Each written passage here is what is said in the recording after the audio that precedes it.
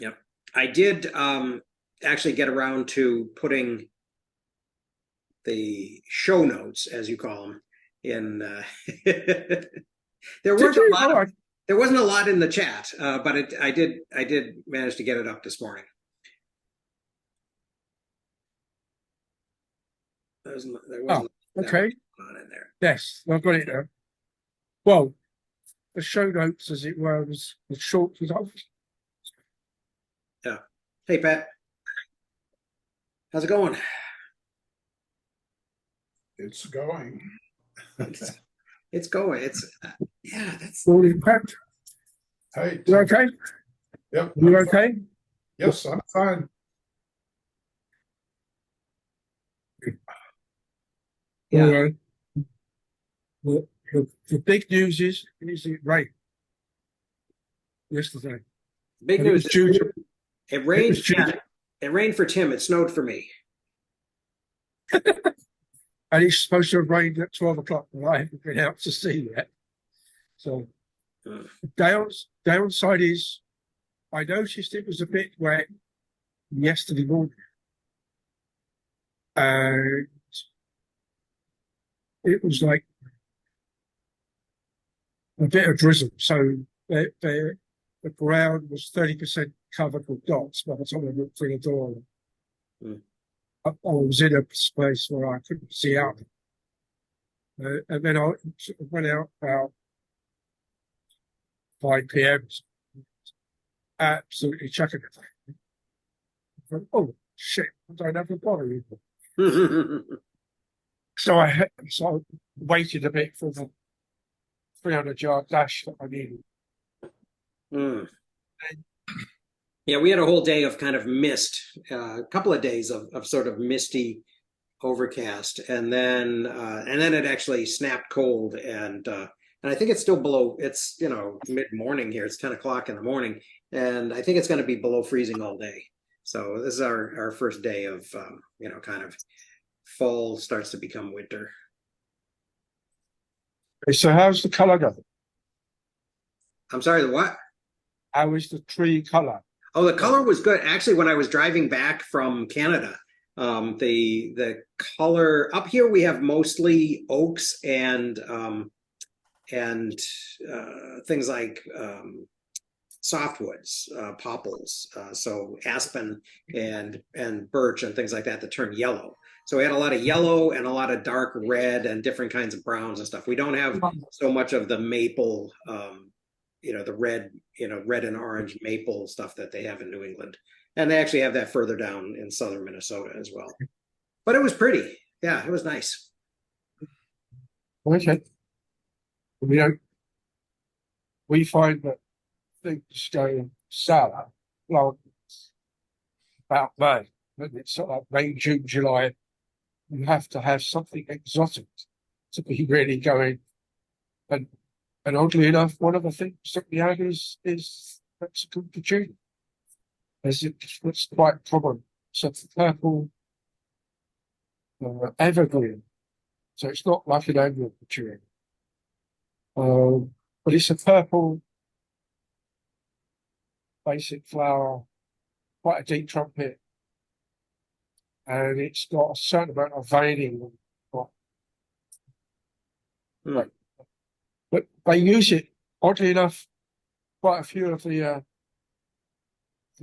neighbourhood keepers of the public side landscapes uh, treat it as though it's like a small box hedge. So they literally trim it with hedge trimmers, Oh, I and thought it in the was a fun. process, and in the process, they lose all the flags.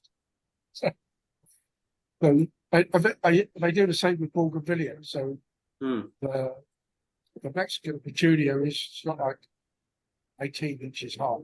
Mm. Bougainvilleas maybe 36 inches high. There's a variety of things that they allow to go to 4 feet. Mm-hmm. Well, then after that, it's all desert cactus. Mm-hmm. So are they?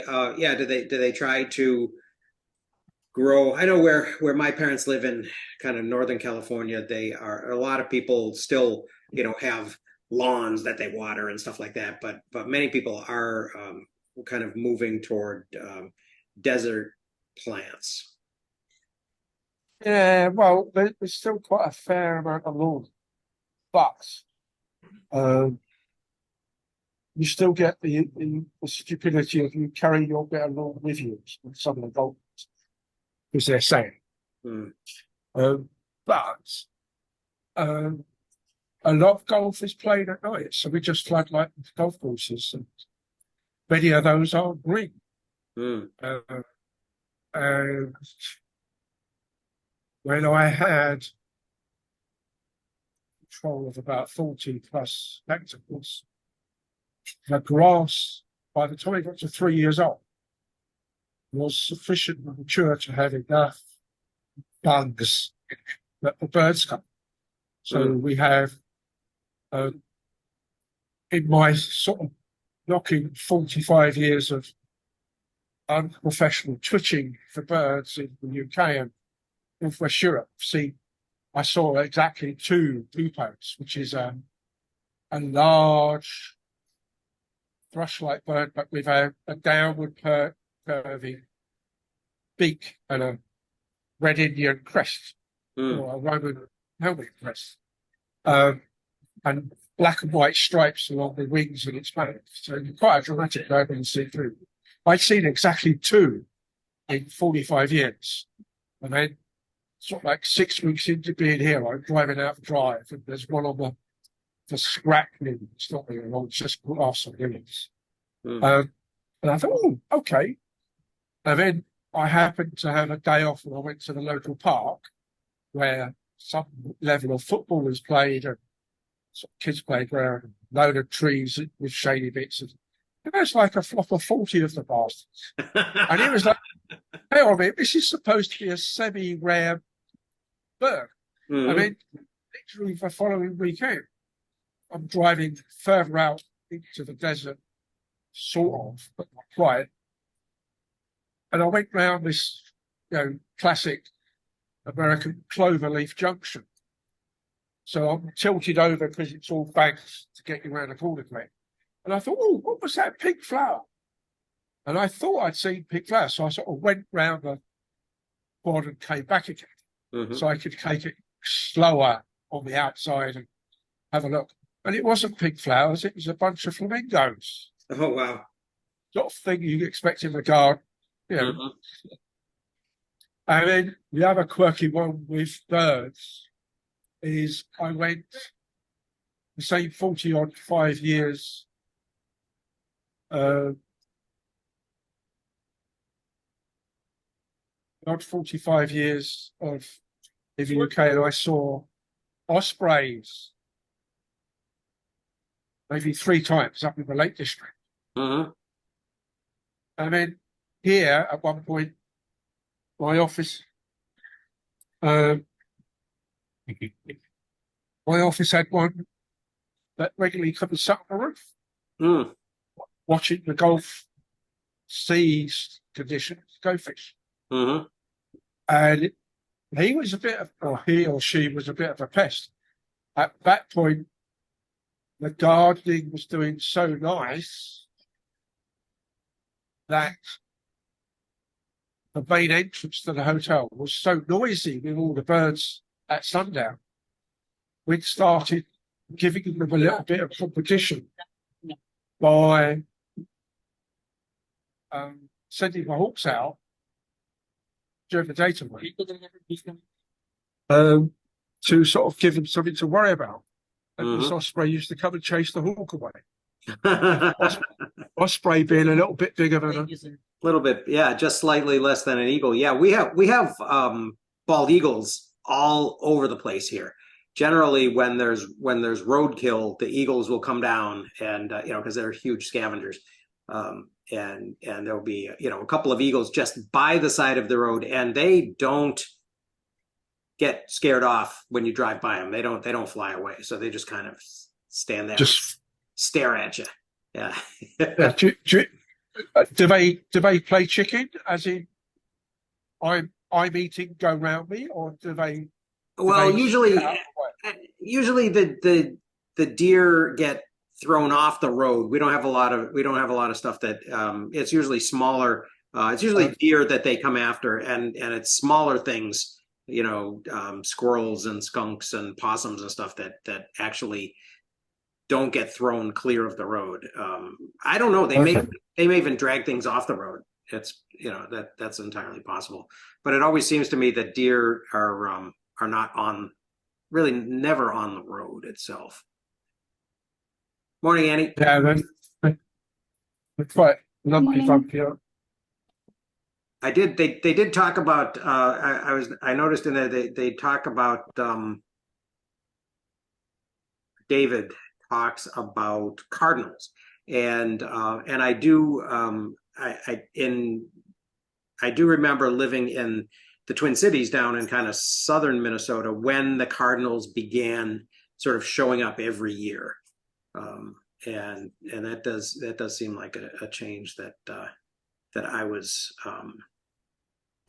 He mentions that on page 66, I think.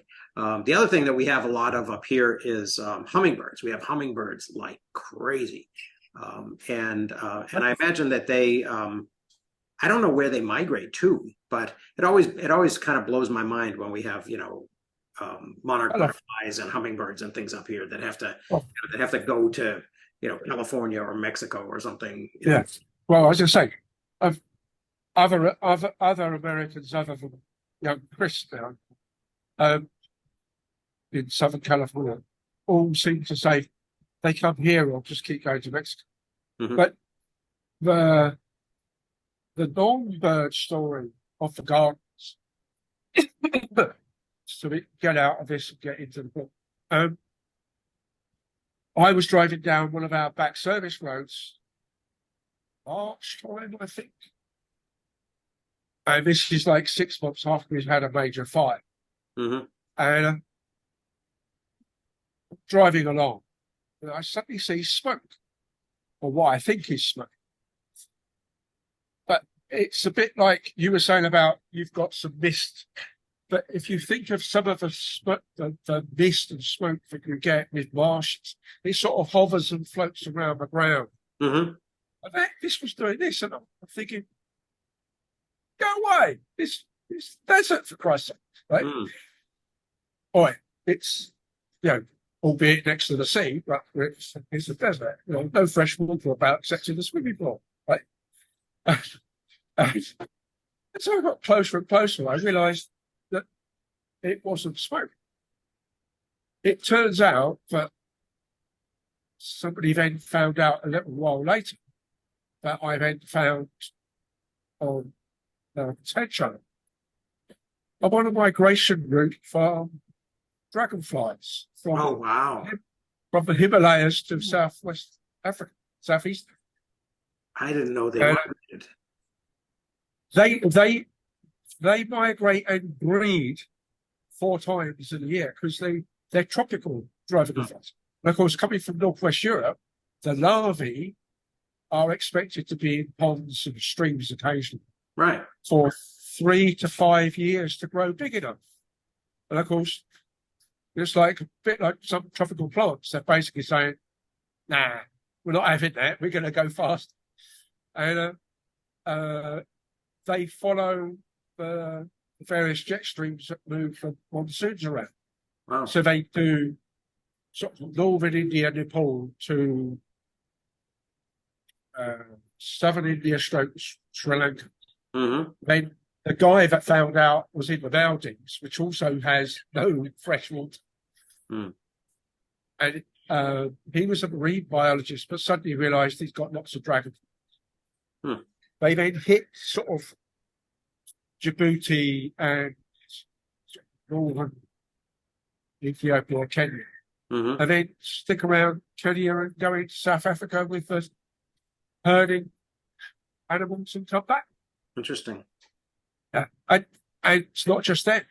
Their main predators are things like the red-footed hawk and various shrikes.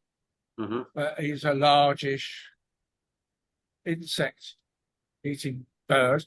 And they just follow the swarms of these millions of drugs. Wow. And it's like you've got a 3-inch insect with a wingspan of about 5 inches. It's doing, I don't know, 12, 15,000 miles in a year. Although not all of the individuals make it, because they all breed and die and breed and die. Right. Right. And, That's interesting. We have a pond on our property that actually breeds in the spring. That's actually one of my favorite times of the late spring is when the dragonflies come out because they just there's just thousands of them all over the place, and they just fly around, eat all the mosquitoes, and it's great. But they don't migrate. I think they spend their whole lives, in this, their life cycle is just right here. That particular, I mean, most don't migrate. The other thing, of course, is with dragonflies is they've got something like a 98% hit rate with their predation. They are the world's most efficient. Yes, yeah. So I can't remember what this guy's name is, but it's Chris something or other. So if you go Chris Dragonfly Migration TED Talk or something, you'll get him or not.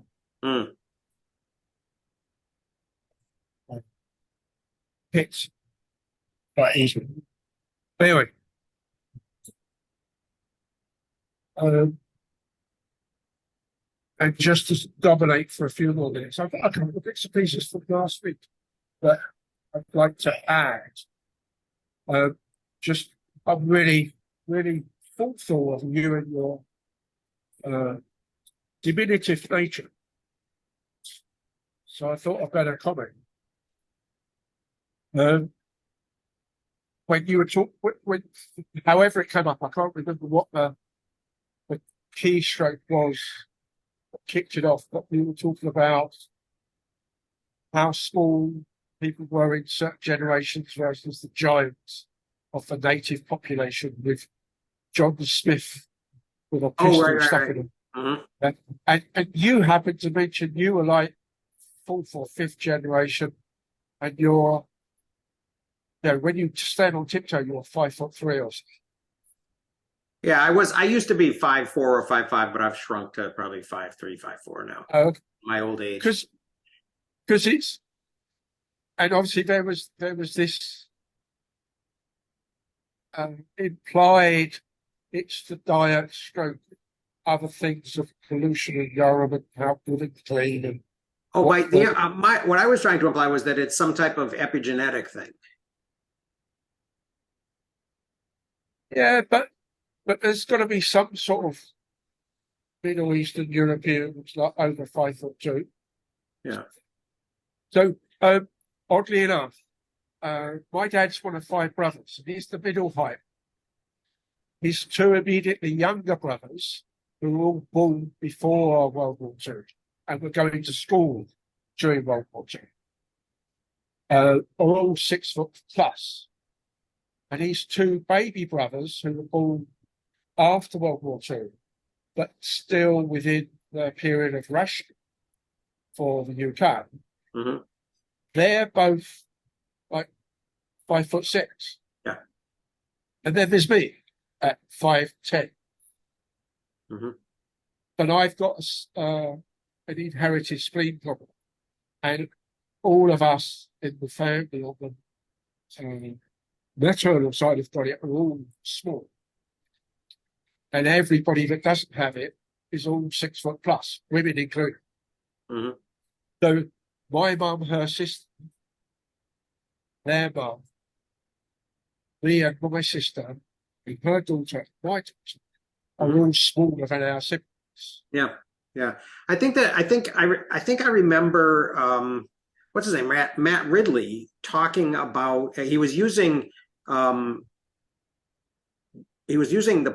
Netherlands population, I think, to illustrate that that idea of epigenetics, that after the Second World War, because of the really kind of close near, famine adjacent to starvation that people went through, that there was an effect on Yeah, on the heights of the height of the Dutch population in the subsequent couple of generations.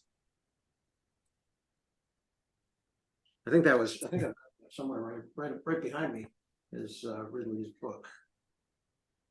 I don't know exactly where it is, but it's back there somewhere. And I think he used that as an example.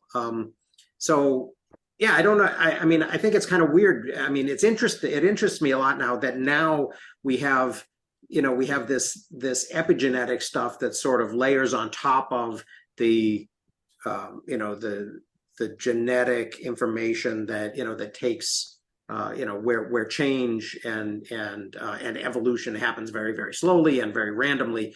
That this is much more of a kind of almost a kind of Lamarckian response to conditions sort of thing, that that when Lamarck was sort of discredited, that was kind of thrown out with the bathwater, and now all of a sudden it kind of finds its way back in this other understanding of what else is going on. Okay. Well, I mean, Granddad on that side was a small Welsh miner, and all of his side of the family that stayed in Wales were all small. Great Aunt Edie was about the size of a coal sack, 100 weight, about 4'7". So I was a giant.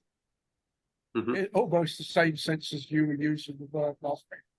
But it seemed odd that by the time when they got married and started having kids, he's now in London and a skilled work, albeit on a working person's pay, but not on the bottom end of the scale by any means, compared to struggling with coal mining industry pollution, as well as all those bits and pieces that go with the type of work.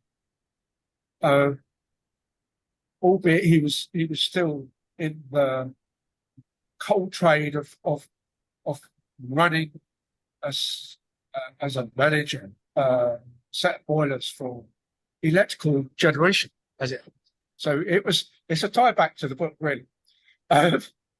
And so he was on the outskirts of London. So his kids never knew a London fog until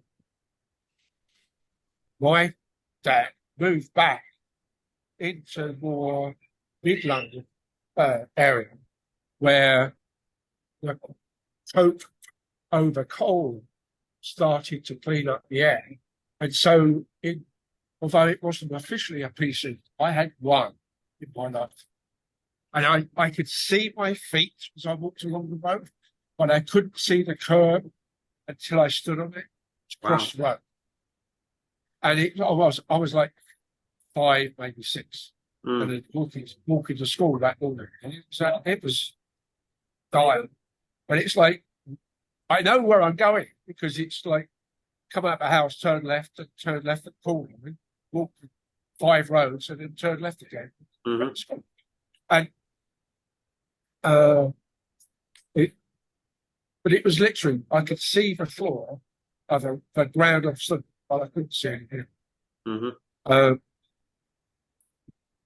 And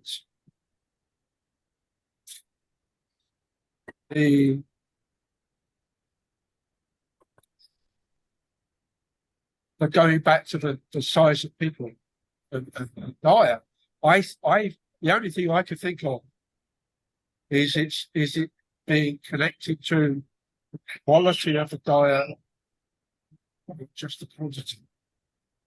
And so Dad and his other 2 older brothers were all fed out of the garden. 3 more years of war year. Right. But they'd moved just at the end of the war to be nearer to work conditions. And so they had no garden. So speaking, well, they had a garden, but it was nowhere near the size, and so nowhere near the productivity. Right. Whereas the other grandparents had the same size house all the way through. And the garage never saw a car. The garage saw breeding rabbits for meat. So all the kitchen scraps and all the stuff they could get from the hedge rats went into the rabbits and come out as meat. Rabbits and not chickens, huh? Yeah, I don't know why not chickens. I think it's just because rabbits go in hutches and it's just easier to deal with. And it's certainly there's no whether there was a neighbour who had chickens, therefore they had eggs and chicken, therefore it was a better swap. Yeah, maybe As just a device, I don't know. Yeah. But by the time I knew, it was almost everybody. Because I'm old enough not to remember ration. Although I still remember things being talked about, like the banana boats arrived, so let's go down the greenways to get bananas or clementines or oranges or lemons or whatever. It was always never quite in my sort of preschool and maybe first years. It was always, this is Christmas, so there's always a mandarin or two, which you couldn't easily get them initially. And then the whole thing exploded in galactic, this global trade kicked off and all went great. And it's surprising. My aunt, who had the same sleep problem, daughter didn't have the problem. And although she's 6 foot, all of her kids, boys and girls, 6'4" plus. And yet, maternal granddad was my height. But, he ended up being in Malta for a year. But obviously, we're talking about what's the diet at sort of pre-adolescent age to get the growth done. Somebody must have that data. So it seems strange that it's not being used. But and then of course we were talking about Edison and photographs, facing versus decing, and out of a family of 5, 4 of them are electrical or plumbing engineers, so can't get away from it.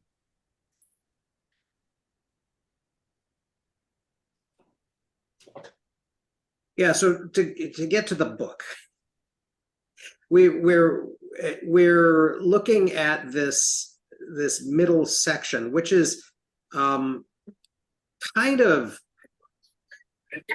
a strange section, right? I mean, we've got Iron Eyes Cody, the famous Indian in the commercial, who I was surprised, I'm glad he went there finally and said, this dude was not an Indian, because I knew he was Italian all along. I mean, that's sort of part of a kind of an Italian tradition that this fake Indian was Italian. But it does, there's a lot going on in this middle section. I really think, and thanks, Annie, for finding the end notes. I think that makes it much more interesting to me than it was just sort of with all of this stuff just kind of being dropped in without some type of backstory. I really like the backstory that. The comment about the previous book, I think it was maybe 2 books ago, was the lack of proper referencing. Yeah. The downside with that website that any firm is that you can't highlight and copy anything. It won't accept a mouse into the text. So hypothesis maybe, but it's not allowing you to highlight in a normal way. Although it doesn't stop you hacking and copying. So I've got text copy. But I must admit, I quite like this with all the plotted history, person by person. So yeah, I have to be looking for almost exactly that for somewhere else. The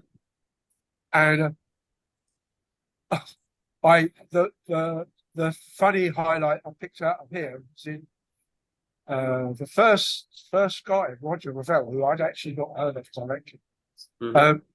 about pig's arsehole, where The diamond. yeah, is Yeah. as rare as a rare a diamond up a pig's arsehole, and of course, um, it was attached to sunshine, right, in the quote, right, and of course, so here, of course, sunshine is in abundance, just not enough solar panels. So the similar one is fleas up camel's arse in full sunshine. Um, but that gave me a rise to. But many of these things are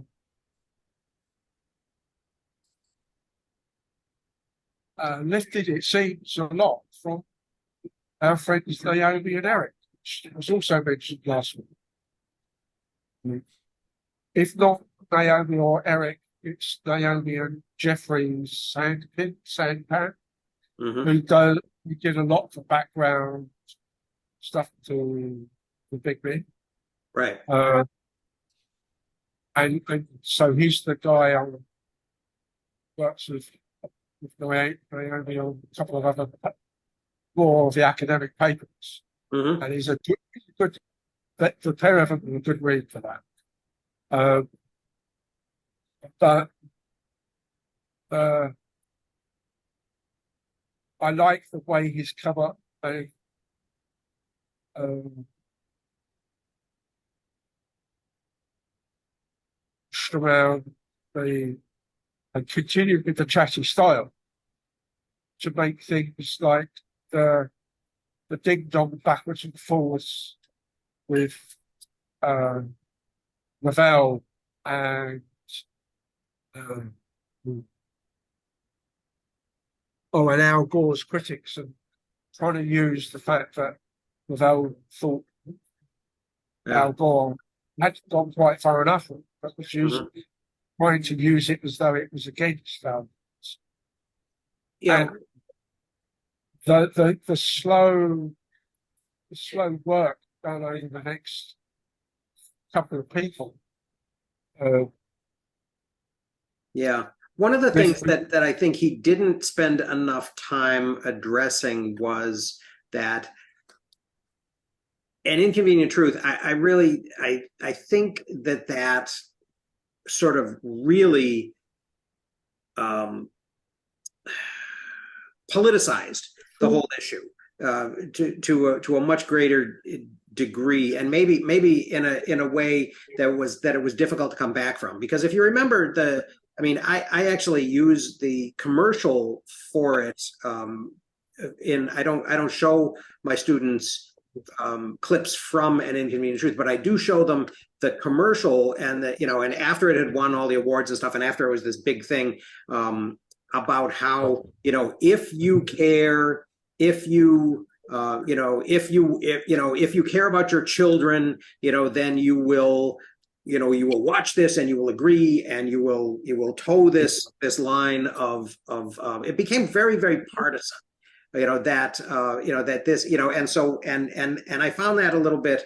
I kind of think that detracted from the message, that Al Gore would get on stage and he would say, yes, it's me, the president, the former president of the United States, or whatever he would call himself,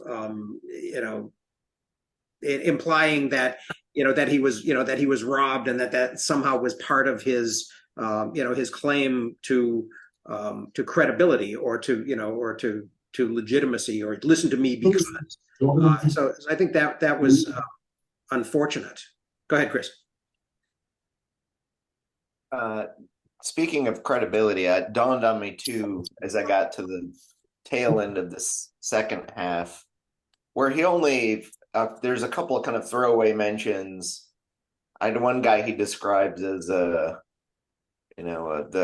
environmental science version of Tesla, but it dawns on me though. It seems the entire purpose to me of the first half is everyone knows about Edison and everyone knows at least a little about Tesla and maybe a little about Samuel Morse.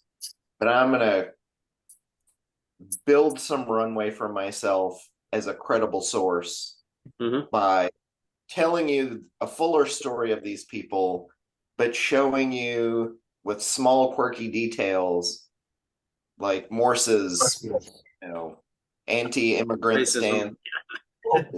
stance on ballet, that I've done my research so that once I have laid out at least some of this idea of the science of the climate crisis, which I don't think I've heard him use the phrase.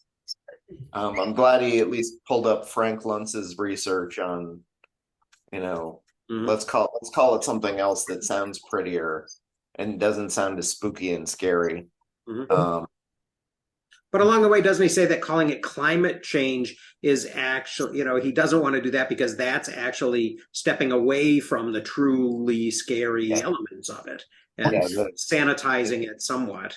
Calling it global warming or the greenhouse effect has a little more power. In fact, I'm kind of curious to see, once he mentions that, I know he uses the phrase other times, but I think most of them appear in quotes.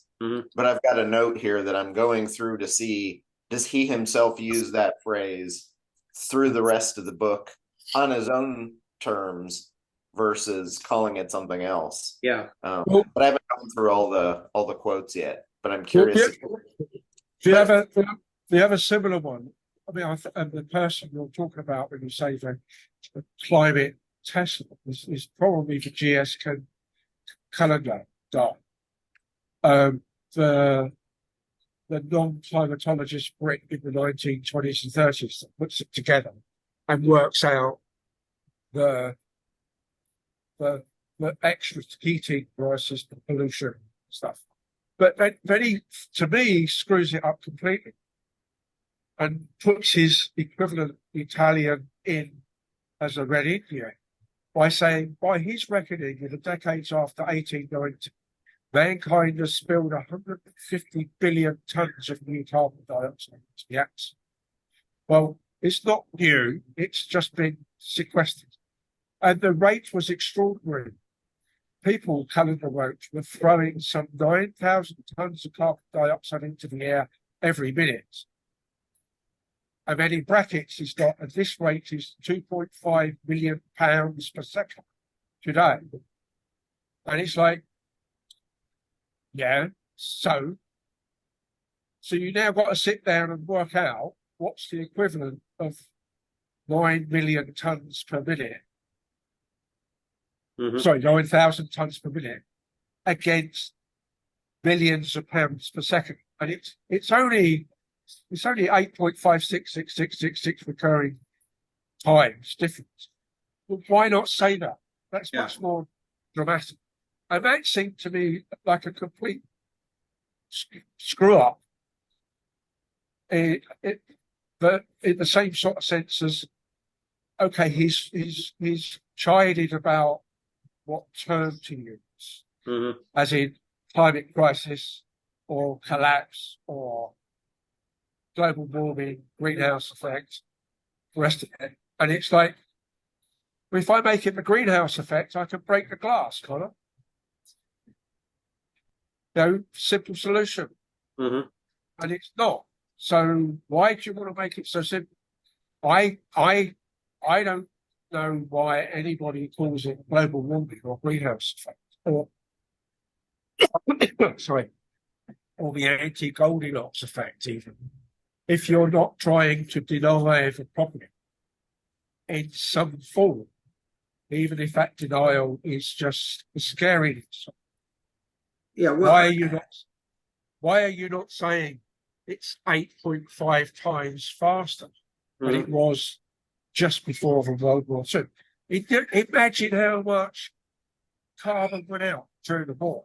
Yeah. I mean, it turns out that there's a history guy that's been talking about the Imperial Japanese Navy finally getting its chops caught up 5 of the Pacific fleets at Leyte Gulf. And virtually the entire of everything that was left of the Imperial Navy got sunk at Leyte Gulf. And that included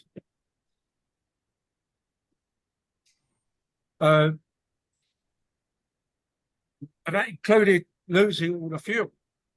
Yeah. Right. So, Right. Which was all kerosene, basically. which is all petroleum based. Yeah. It's by that time there weren't that many coal-fired warships. Right. They used to be out in World War One. Yeah. I'm sat by the public plug, which is me leaning over, plugging over people. Yeah. Well, I think buried in that whole issue of the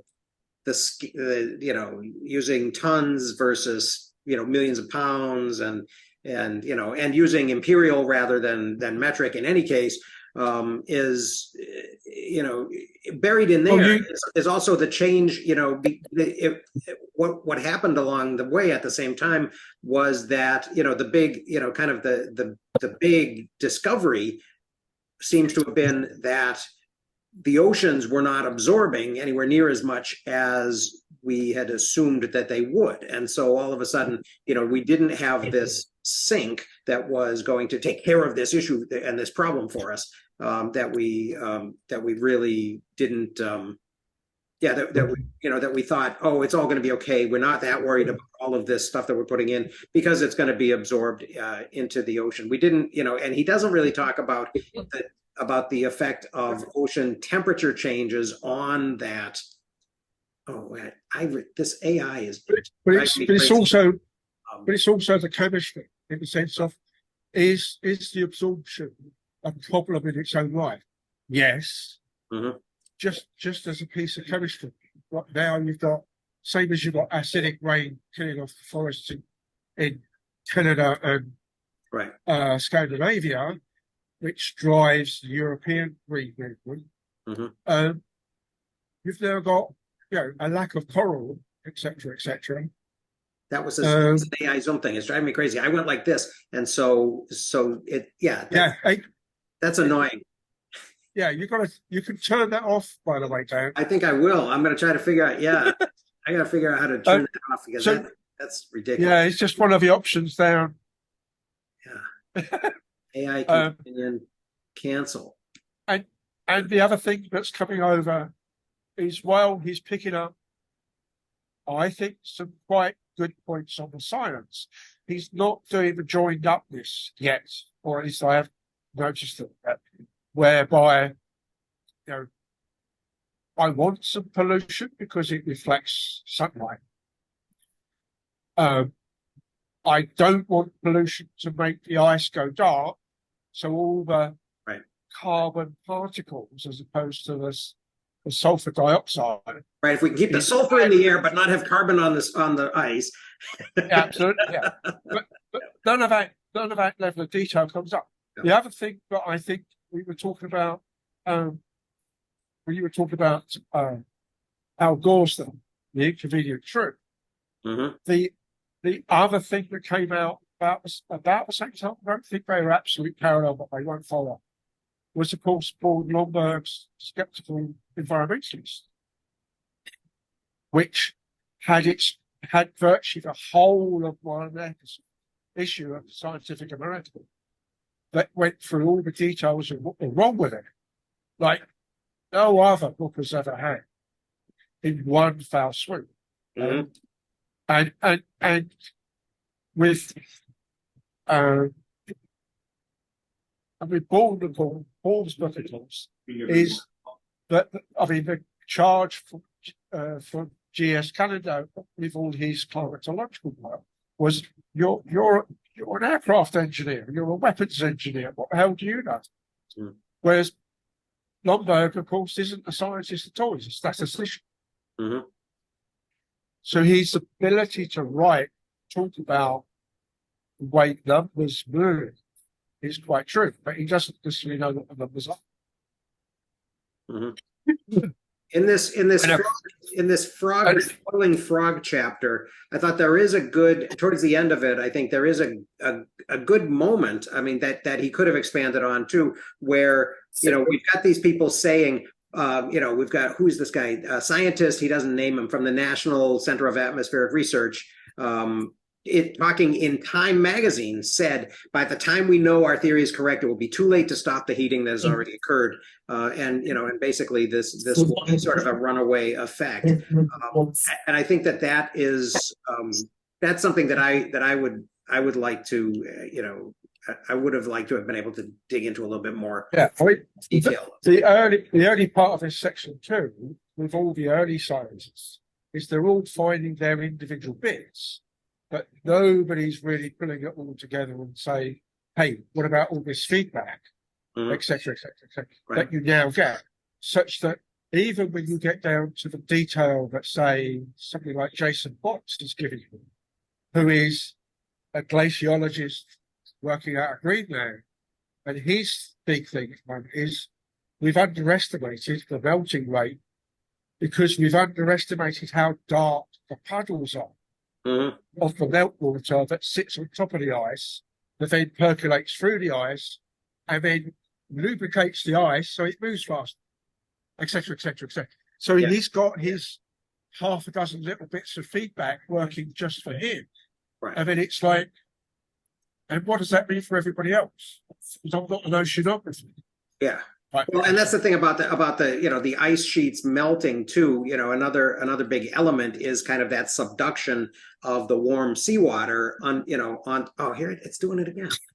I thought I had turned it off. Sorry about that. I won't my hands are up. The seawater subduction on the West Antarctic ice sheet and then also on the Greenland ice sheets is a problem.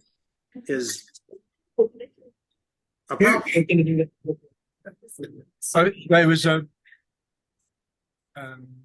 there's a British journalist who does a blog on YouTube called David Borlace. He does a YouTube channel called Just Other Things.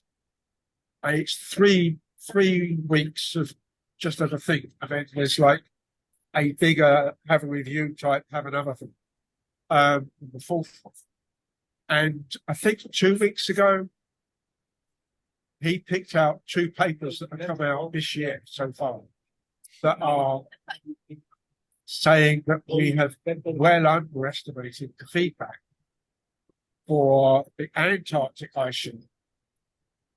And some of that's been picked up by your favourite Floridian guy called Bo with the Fifth Column, who's a YouTuber, journalist. And he did a 5-minute review, basically, of what Dave says over 20 minutes.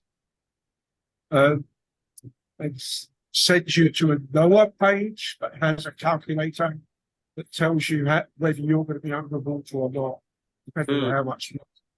And there, of course, NOAA, under our Mr. Trump, which have started to roll things back, make the calculator only work from 0 to 10 feet. And yet, 2 recent papers say that if the current ice sheet thing carries on, it's 17 feet in 50 years. Yeah. So you can't actually calculate using the NOAA calculator. I think the NOAA, I think that the NOAA way underestimates. I think what I remember reading about West Antarctica was if that all fell into the ocean, and some percentage of Greenland, we were looking at like 26 feet. So I think that there's the whole range of and that was at a time when the official authoritative estimates were still in the inches. Yeah. 10 inches by the end of the century is just ridiculous. Well, I mean, the last one I saw that, I'll remember exactly, I'll have a dig around later, but has come up with since the start of the industrial. It's only been like 7 inches. So, but the sea is still getting wet, so it's still expanding. So there's still sponge effects, except we now know the sponge effects are just a big problem to push back against.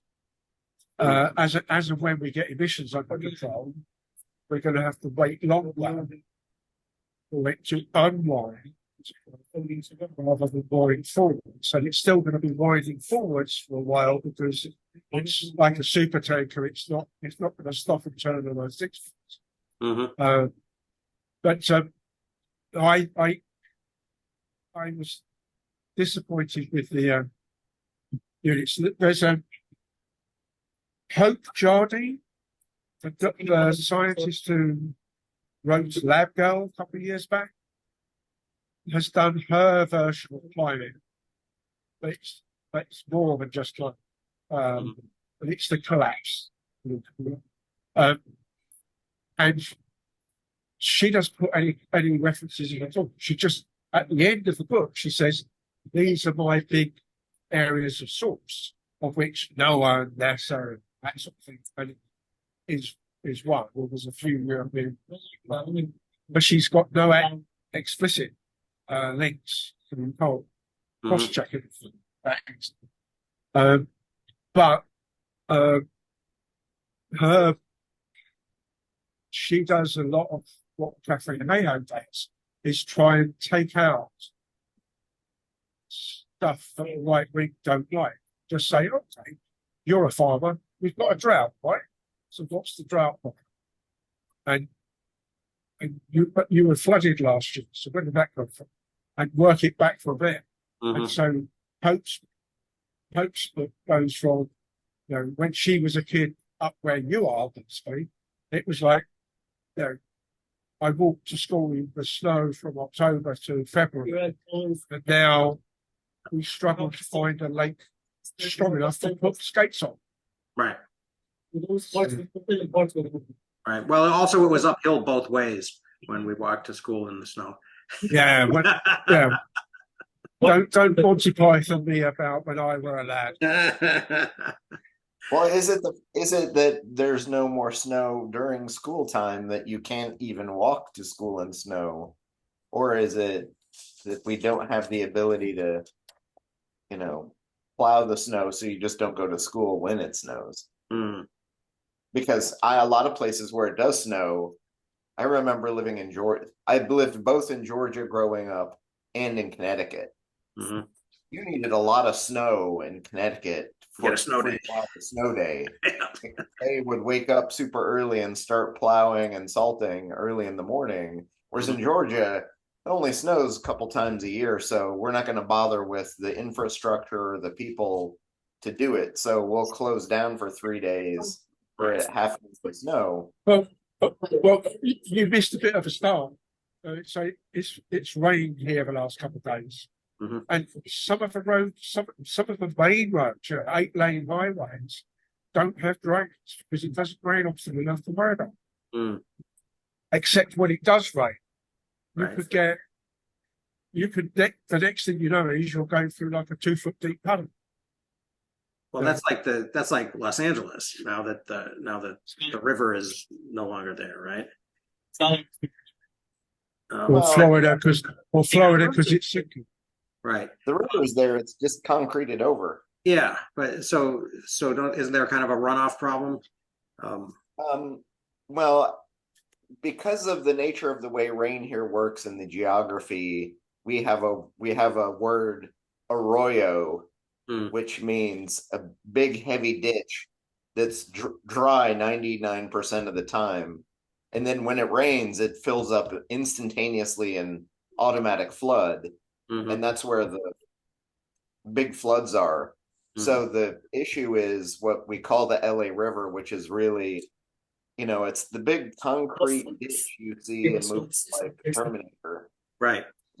Where they're racing cars through it or doing chase sequences, because you can chase sequences. If they're clean, But otherwise, most of the time there's this massive 50-foot ditch. It's all concrete with 20 feet walls. And then in the middle, there's like a 4 or 5 foot little causeway that runs through the middle, and there's always water running through that. But the rest of the capacity is for the 3 times a year that it rains, or the 2 weeks in January, maybe, that you get a little bit of. Right. Yeah. Yeah. So that's, yeah, I remember, I mean, all the way back to like, yeah, I mean, I remember seeing that, you know, people racing in wasn't in Greece, but it was in, you know, probably that other movie, American, the diner movie. In any case, I did want to go to what Pat was saying in the chat too.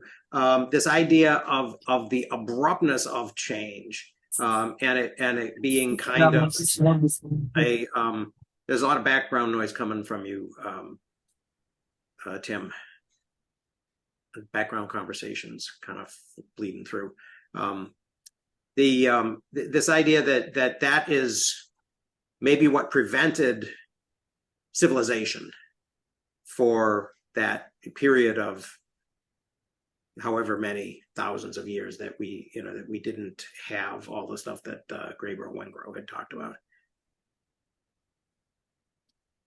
There was a released map of the Mediterranean and different depths of water, different ages.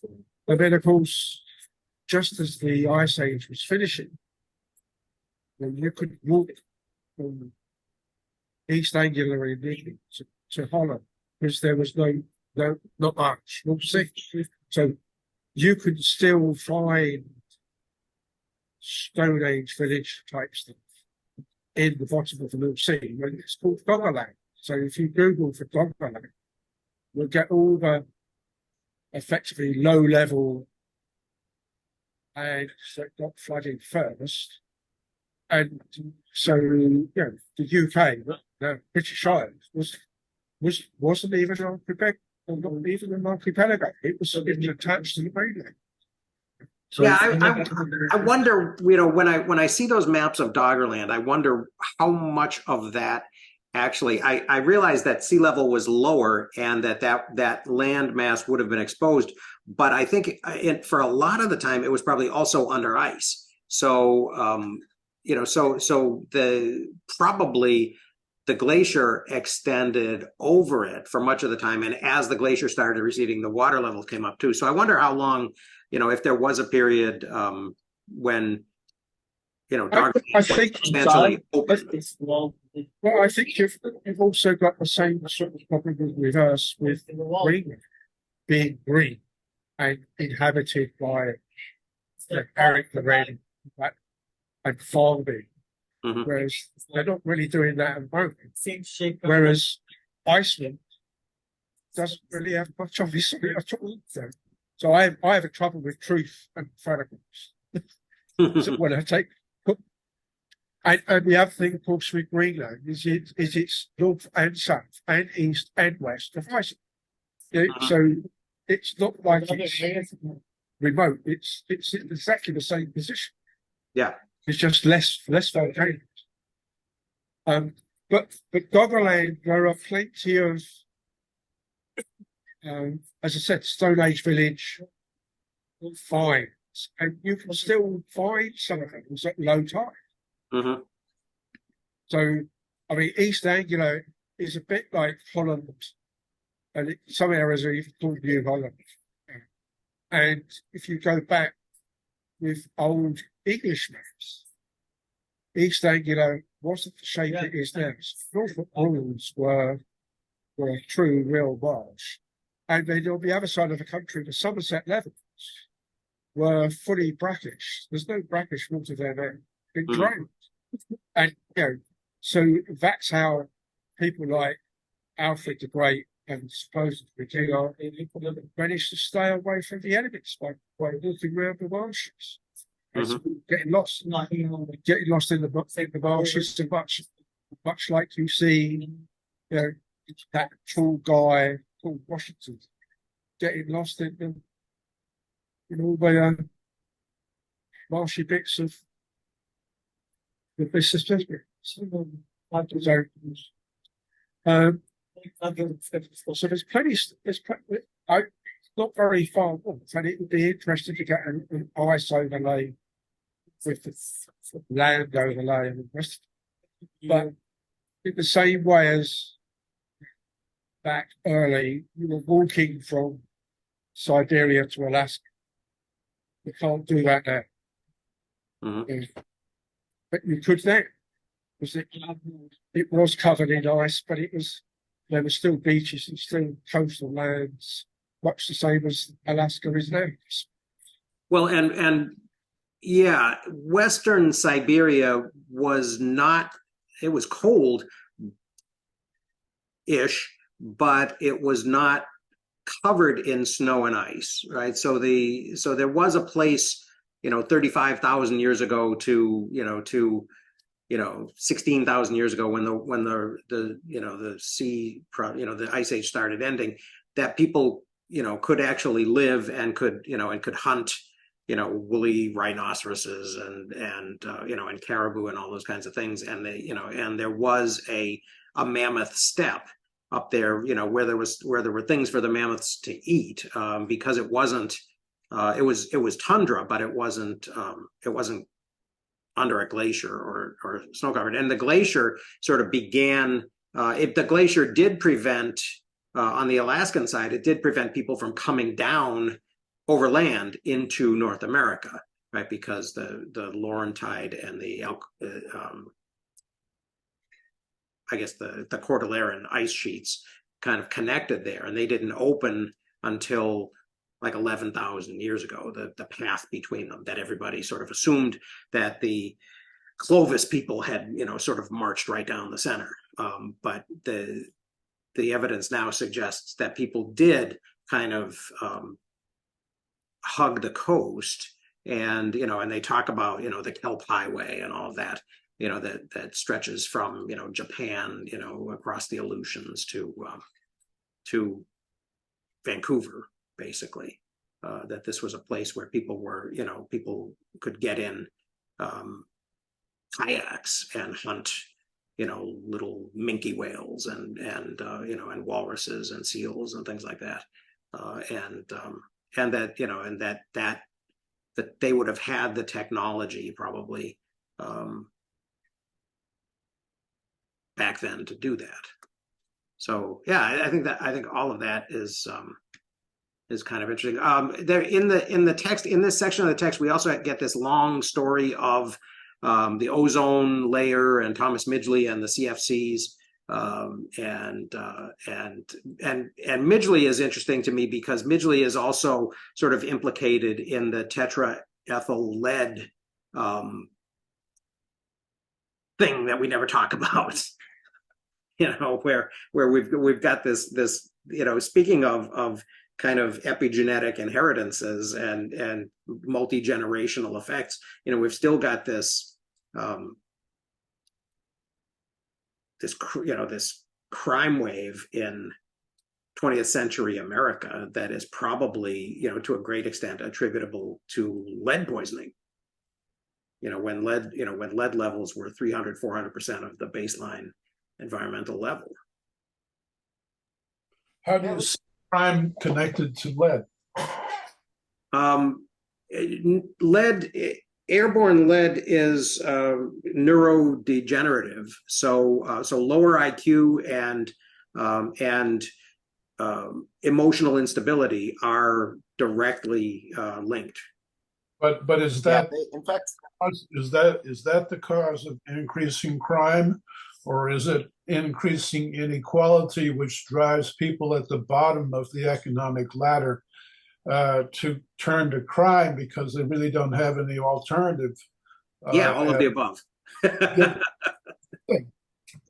Right. Well, that's the thing is pulling those strings apart is difficult. Putting a number saying this. I mean, there's no single cause, but you've got to imagine that in places. I mean, not for nothing. In inner cities where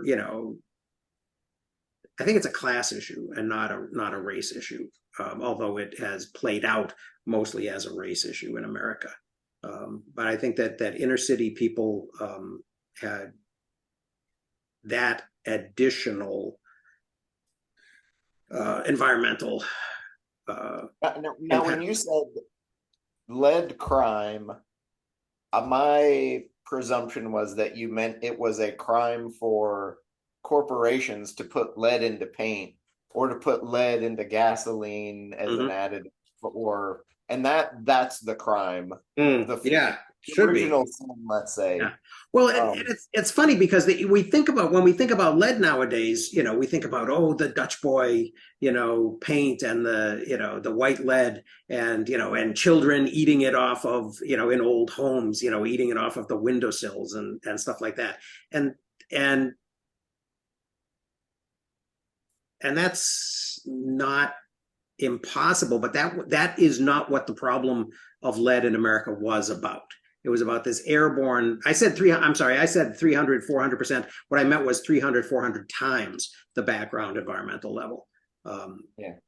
Well, so, that was the issue too with lead and gas was you're driving your car past all these farms, mhm.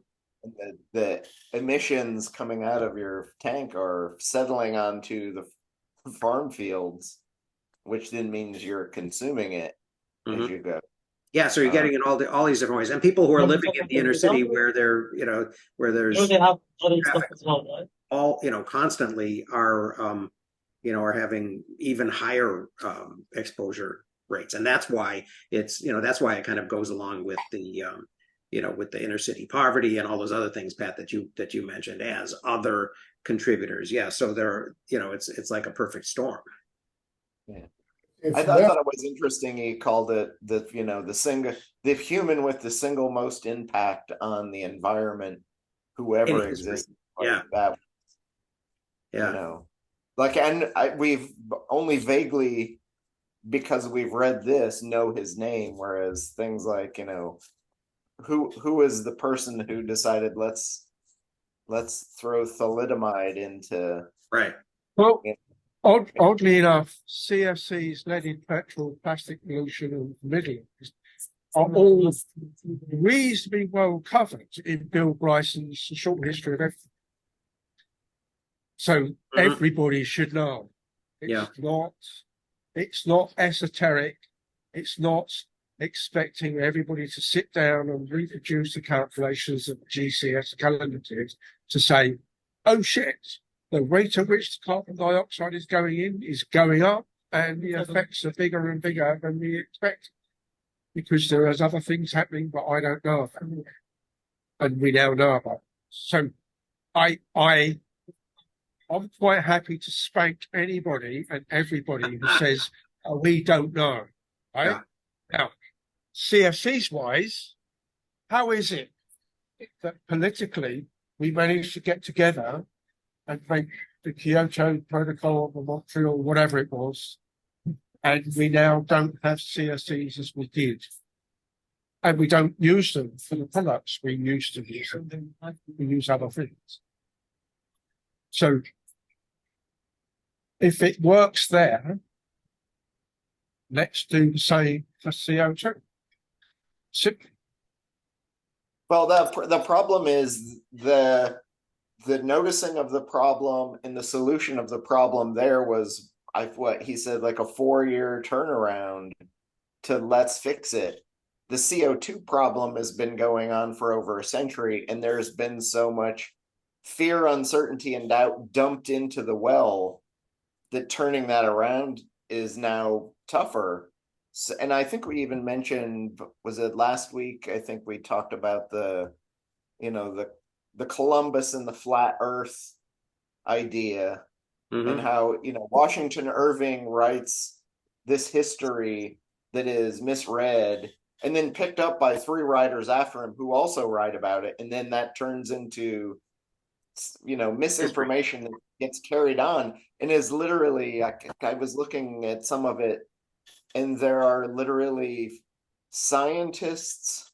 There were 2 or 3 scientists in the last decade, like geophysicists and cosmologists who are kind of still pushing this Columbus thought the Earth was flat myth, Mhm. or I think there was a speech by Obama who still perpetuated it. So in Middle America, people still think Columbus thought the Earth was flat, and part of his sailing out was to prove that it wasn't. Right.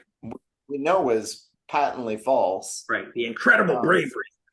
But that misinformation is there, or things like, and I almost kind of had expected more of the Frank Luntz marketing piece to fall into the science denier section than into the science section. There may be so much that he can't put it all in one spot. But there is an active gaslighting that's occurring by politicians who know full well that the climate science is what it is and we need to do something about it. But it's more expedient for them and their end goals of, we want to be rich, we want to be wealthy, we want to have power now because we're going to die and who cares what comes after. And it's more expedient for them to gaslight the science for their own selfish ends now than to actually do something about it. So they're just being intellectually dishonest because they know better. And it's easy to take the position of being, oh, let's study more and kick the can down the road. So to pick up on a trope that was mentioned last week, to get the West Wing quote, of course I lied to you. I'm a politician, said Leo McGarren to somebody. I forgot who. That's like the All In podcast and Uranus. Well, I mean, to roll it back to your thing about poverty versus race, for those that suffer from environmental pollution, etc., and the push to go criminal because it's how you make ends meet. You've only got to go and look at, say, the other TV show we should always quote, i.e. The Wire. You know, season 1 is all about the blacks and the drugs in Baltimore. Season 2 is all about the white guys who work at the port that need to be able to fund their union. And so the union guys fund it with a few bits of criminality hidden underneath the general background noise of criminality. And they because they're not that good at criminal, they get found out. Yeah, I'm sure I would just then say where we're going to put the newsroom. But don't mention Seinfeld or Friends, or Doctor Who. So there's a big thing about the lead pollution of the cars is, yes, but we're missing the biggie, which is plastic, because a good proportion of the current plastics, and for the last 10, 15 years, are things that are just never going to go away. You know, we've now got tyre plastic showing up as being black dust in the ice pack of the poles. So that's a feedback loop that nobody thought of back in the 30s and 40s and 50s, etc. And there's, I don't know, I don't actually know whether they were a fake picture, but I've seen a couple of bits of pictures where there's bits of visible plastic, microplastic, albeit is turning up in tree fruits. And I'm thinking, how did that get? I can get it. I can see the chemicals being in the ground. You can see the breakdown, then allowing them into the tree. But I can't see a millimetre square piece of plastic getting into a tree. But somebody's got a picture of one in a pair of apples. You see it in fish and you see it in shellfish because what do they do? Well, they do exactly that. They filter the seed. They want small particles, which they hope are bits of plant, bits of other animals to eat. And it's the other classic one of why don't we trust the science in its totality? So possibly 2005, there were autopsies and never any explanation of why there were major small and medium and big whale beaches. Since about 2012, every time there's been a beaching of a sizable preterm and there's been an autopsy, there's been a note saying, and 15, 20, 45, 235 kilos of plastic's been taken out of stuff. So is the pre-2005 report by the BBC or whoever a lie? Is the autopsy so blind it missed the 25 machine gun rounds in the bloke's head? Or is it can't be true, so I'm not going to print it? Or is it now being manufactured? I don't know, because I don't know anybody doing autopsies on whales. I know people, I know people who do autopsies on small whales, but it's not because they've been bleached, it's because they've died in captivity. So where's the plastic coming from? We all see it, and we all see pictures of where the surface of the stream or the ditch is just solid plastic. And we all see pictures of things like beach rakes in resorts being used, and they're collecting several hundred kilos of cigarette ends, which are now fundamentally plastic. So, it's the plastic is the other half of oil. It's going to be the issue. Excuse me.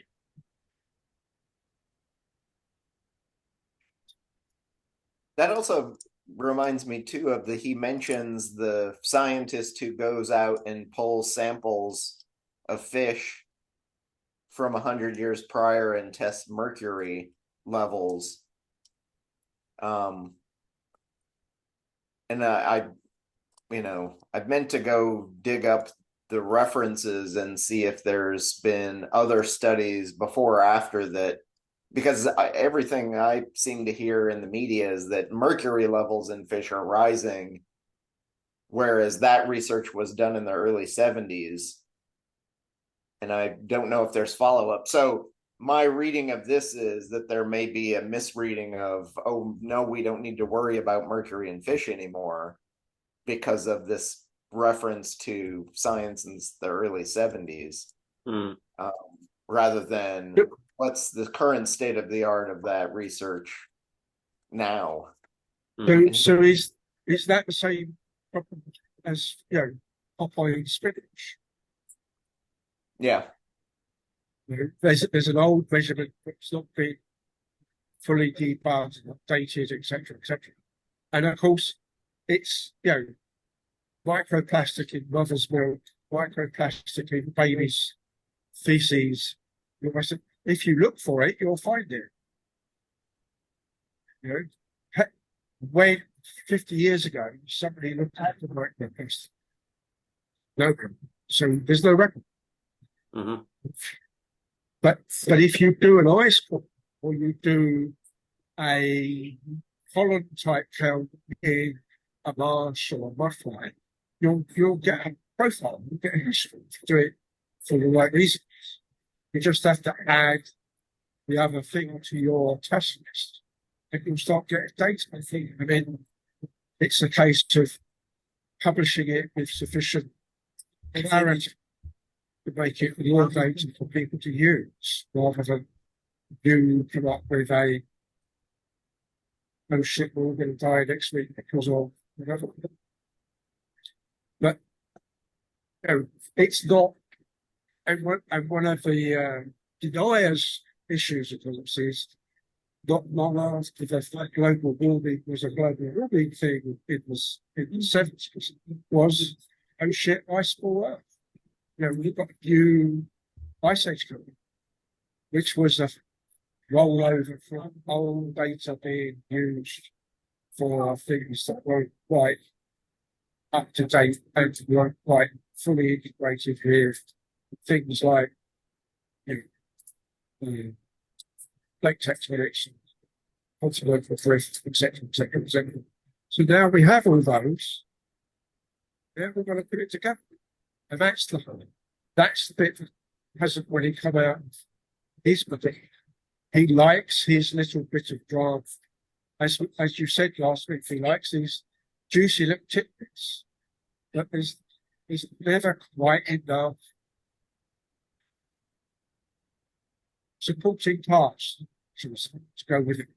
If we want to keep the Hollywood type TV drama series, there's never quite enough supporting cast to give you a full enough picture to then turn around and say, yes, what about this possible connection? Such that, are we sure that there's even things like who's giving funds to vegetable growers to go away and get a polytechnic to give you an extra couple of months of profit, depending on where you are in the total world of the US or Canada, versus how much pollution you pick up because you're now working on under plastic for several weeks of various months of the year, etc., etc. Now we can measure that. And what's the plastic level in your organic food? Because plastic is measured as being inorganic pesticide. Mm-hmm. And one of the things with virtually all of the books that have had an environmental flavour versus a industry versus us flavour that is more than just politics, more than just making money, and it comes back to one of the things I'm suggesting we reread, which is Silence Spring, which is where the green movement, it's one of the three legs started the green movement, as in there's no proportional principle being used, and we're still pushing out pesticides without knowing really what's the overall ecological hit versus, oh look, we want to control mosquitoes. The next thing we know is we're killing off all the predators, etc. Yeah. One of Yeah. the things that I thought was interesting was just the cast of characters. I'm kind of scrolling through this section, I get to the chapter The Pirate, and it's talking about, sort of these people who were at the sort of at the behind this, what he quotes David Mamet, the guy behind the guy behind the guy. That there are these these folks who are implicated in the petroleum industry, which I think I think doesn't get as much focus maybe as it ought to. We talk about, we hear about Reagan and Bush 1 and Bush 2 and and Iraq, but what about Iran in 1954? What about just this whole all these people who kind of come out of this, Baker and Karl Rove and and William Riley. It all kind of seems like an interesting, in the same way that that he sort of followed in the footsteps of Conway and Oresky's, to sort of map out the players in tobacco world, similarly, in this petrochemical world, it would have been interesting to kind of see the connections of Big Bad John Sununu and all these folks that that we sort of recognize the names, but how they actually fit together is is something that, oftentimes you have to read a conspiracy theorist in order to, kind of really put them together, and see, where, and actually follow the money. And I think that's, that would add a little bit to this. And I haven't checked the end notes to see if if there is a little bit more background to that in there.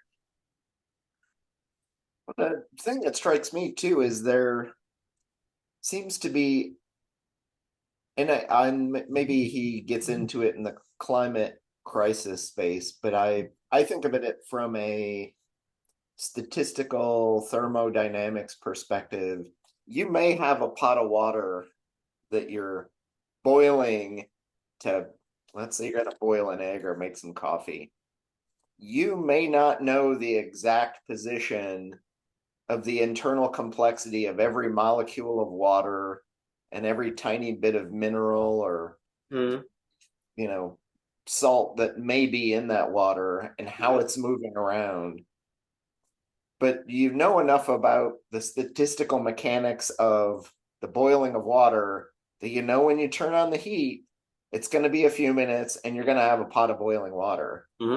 We have enough science for the climate thesis here that we know eventually the pot of water is going to be boiling.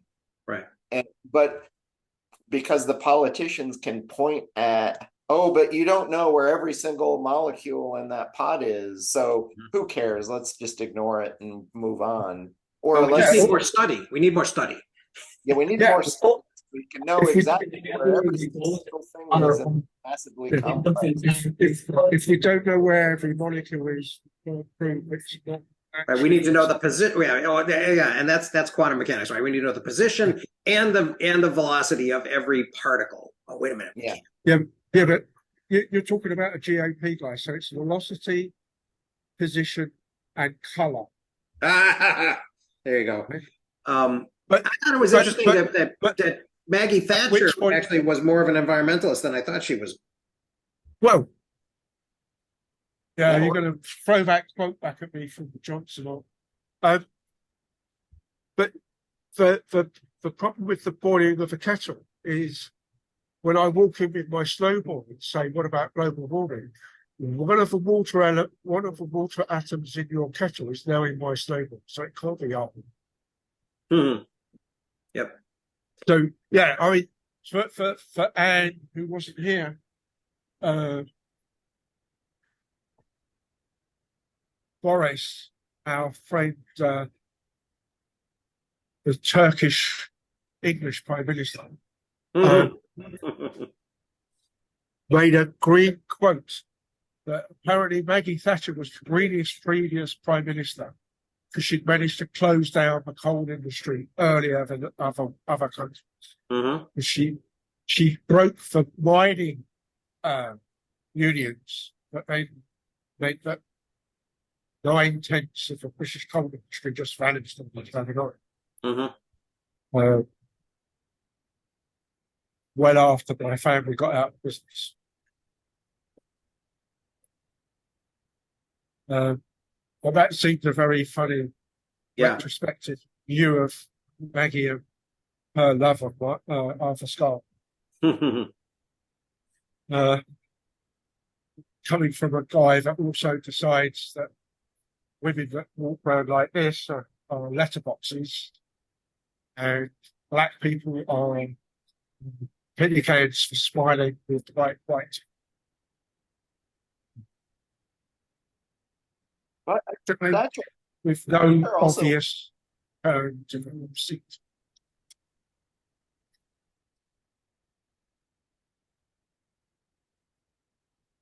I was surprised that there was a direct connection between Van Allen and Hansen.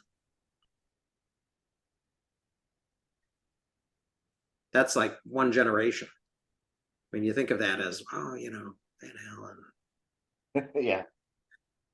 Well, overall, I find his science is pretty thin from the perspective of what there is, but he does a pretty good job of laying it out in small chunks. Mhm.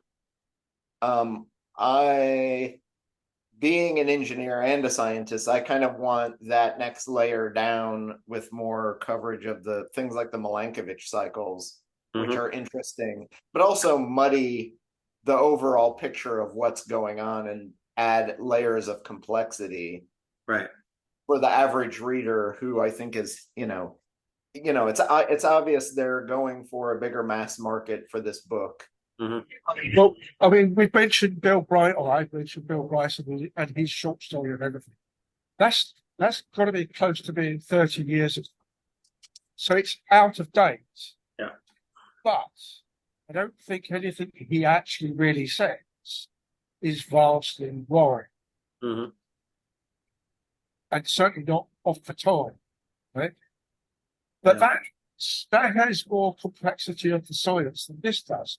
This has more of politics and the interplay at the end at things like, oh, and Fast Company magazine had whatever, right? And there's a lot more of the metaphors. I mean, you know, Chris mentioned the boiler and the kettle. He obviously started to think quite connected up with the frog chapter, which is in this section. Mhm. And it's like, well, if you slowly boil the saucepan with frogs in it, they won't jump out. Well, I understand the metaphor, but you ever try keeping frogs in the saucepan? It ain't gonna happen. So Yeah. I feel the same way about the 2 watts per day and how that's, half a quadrillion pilot light blue flames. It's like, I don't know if that, I mean, it's visually interesting, it's but it's with so many of those types of comparisons. There's a whole set of memes that has people trying to find out the most absurd in terms of, how many times is that the area of Wales? yeah. And you've already mentioned about, let's cover Arizona with solar panels. The only problem is there ain't quite enough copper to shift it around the states. Mhm. But then in terms of absurd things, with recent changes in politics in Australia and recent changes in politics in Austria, apparently somebody got them confused. So somebody put up the maps side by side, and there's that little bump up by Darwin in Australia, Mhm. and so Austria fits in there. And it's like, don't confuse them, they're different places. And yet there's also a more trying to be honest me that actually screws up. And you often see it when it's talking about the politics of how colonialism of North Africa is still going on. And one of the things they do is, you don't understand how big Africa is. They start putting all the different countries in. Mhm. And normally you get the UK fits on the graphical map inside, just inside Madagascar. Mhm. Madagascar is like 3 times the size of UK. Yeah, which is It's not. incredible. It's not what's shown on the lead map, and therefore automatically I go.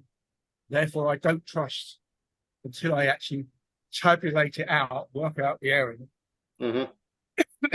and going back to Bryson's book, one of the Well, things there's a West Wing reference again. They did do the Peters projection on the West Wing, right? yeah, but in Bill Bryson's book, one of the things he talks about is the geology and the geography of being able to measure things. Mhm. More than just let's pace out the distance between two wells in the desert, measure the angle of the sun to make sure that the Earth is so round what the diameter is. I can't remember which monarch or leader of France it was, but sometime plus minus of the Napoleonic period, they went out and resurveyed France and found it was 15% smaller than they thought. and say that sounds like a poor Brexit decision. But yeah, That sounds like a Napoleonic thing. yeah, it's of that period, but I can't remember whether it was when whichever Louis was back on the throne or not on the Oh, throne. okay. But it's in short history of everything, so Oh. it's not that big a book. It's easy to search. Um, Yep. and it comes back to there's always new better data because you've got a new or a better way of measuring stuff. But the crude estimates most of the time are that far off when they're done honestly. Like whichever ancient Greek it was that paced out between got the slave to pace out to the wells. He was like 2%, 3% out. Yeah. So, you know, what is it about this guy whose navigation skills and mathematics was so bad that it took him 5 goes in the 15-minute elevator chat to get money to put 3 tiny boats to go the wrong way round versus the right way?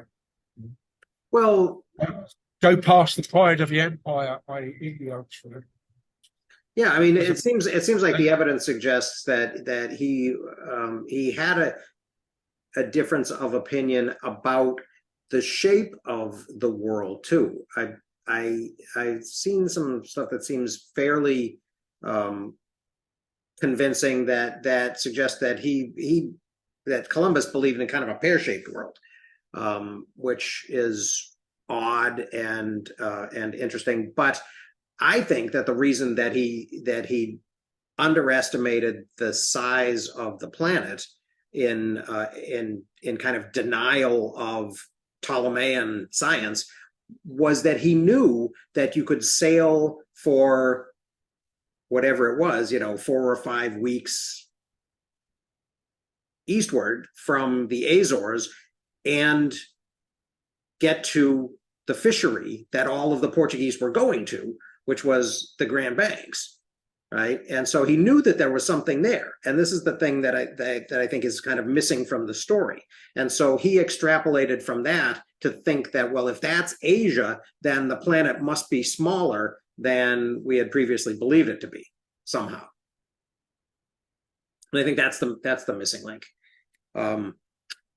What about this Mark Mills, though? Going back to the book, Mark Mills seemed like a really interesting character in this section, and his data that would never, is the data that would never die.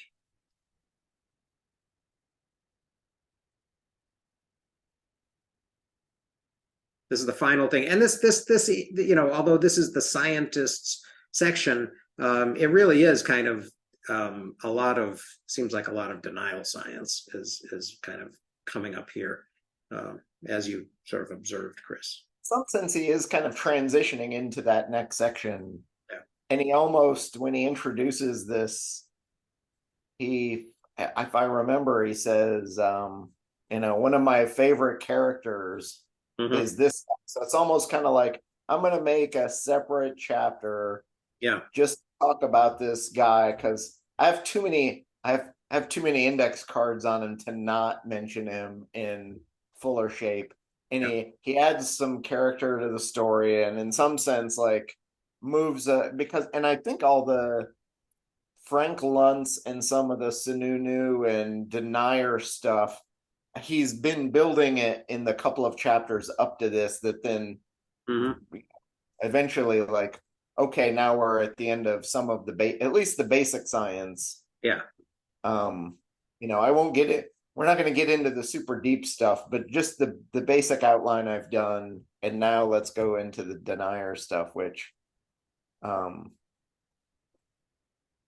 I kind of wish there was a cleaner break between the two, but there has to be at least a little bit of overlap between the history of what's going on and how we got where we're going. Yeah. Yeah. And then he'll go on that big tangent into Linus Pauling's life, which gets even weirder. Although I do live in Los Angeles, and somehow I am on Frank Luntz's PR list, so I get, emails every couple of weeks like, come participate in such and such a thing. So maybe I need to go and like, you know, actively produce bad data. Yeah, Yeah. yeah. Yeah. Screw with this polling. Hmm. Now that I know what to do. Yeah. In fact, because we need, one more West Wing reference, I actually was in an early West Wing polling group that was specifically geared towards, is the West Wing leaning too far to the right or too far to the left? And Frank Lutz literally did a focus group that before we knew each other, both my wife and I were both in, unbeknownst to each other, and we met later. Wow. So yeah, there's the overlap of, my life and Frank Luntz. Wow. Hmm. I feel like I better watch The West Wing now so I can keep up with these references. Oh yeah, if you're just missing out. And Yeah. I can't ask for your number until you've got to at least season 3. Okay. After season 4, I mean, I might stand you a coffee now and then. My claim to fame, or my claim to a brush with fame in Los Angeles, was that when I was in the computer business, I briefly did some consulting for a woman who had worked for Smart Cart, the luggage cart company, and wanted to break off on her own and start her own thing in competition with them because she was very disgruntled. And the place that she wanted to do it, the place that she was bidding her first big job was LAX. And so I went along as a computer consultant because we were going to computerize all of the cart terminals and things, and make them talk to a server farm that would tell you when they were out of carts and things like that. And the commission that we spoke in front of was, I don't know if it was chaired by, but an important guy on the commission, probably the important guy on the commission was, what's his name, Tommy Cochran. And he pulled up in this royal blue 911 Carrera, I remember, and this was before OK. So he was already kind of very, very much kind of up and coming at that time. So and she didn't get the bid, so I didn't end up doing I was that. gonna say I've seen smart carts in LAX, so I know they Yep, she did not manage to displace the smart card. the end of the story. Yeah. So see, Chris has put in an anti-map. Make sure you use a glow. I had a friend from South California come visit a while, and we were both trying to figure out whether the plane out of, I can't remember which California airport she was coming from, was going to go east or west. And of course, it didn't do either. It went over the pole. North, yeah.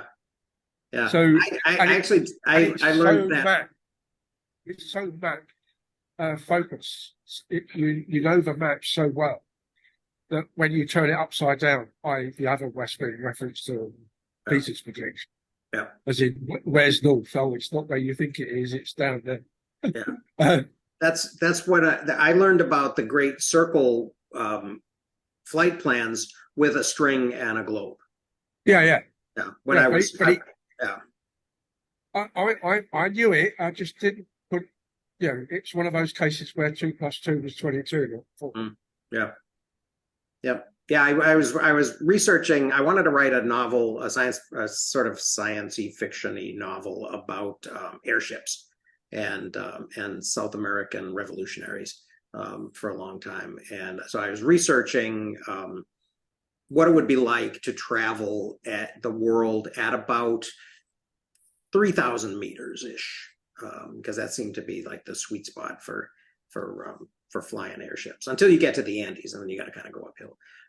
But that, yeah. So I was looking at flight plans, and I was using a globe and a string.